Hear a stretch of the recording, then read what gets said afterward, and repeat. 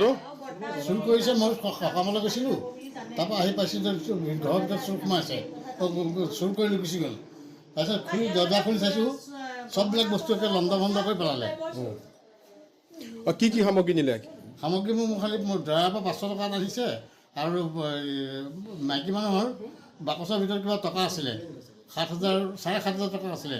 মাইকী মানুহ সেই বাকচৰ ভিতৰৰ পৰা টকা লৈ গুচি গ'ল। গহনা পাতি কিবা? গহনা পাতি নাই নিয়া, গম নাপাওঁ মানে। গহনা পাতি আছিল যদি বাকচৰ ভিতৰত আমি গম নাপাওঁ। গম পোৱা নাই। কিবা কাঁহী বাচন? কাঁহী বাচন নিয়া নাইকিয়া। আগৰ বাৰত কিন্তু নিলে কাঁহী বাচি। কেনি সোমাইছিলে? এই ওপৰৰ ৱালৰ ওপৰেদি উঠি পেলাই হেৰিয়ালৈ ভেণ্টিলেশ্যনলৈ সোমালে। ইয়াত উঠিছে, সেইখন ভাঙিছে, সেই তাত ভাঙিছে।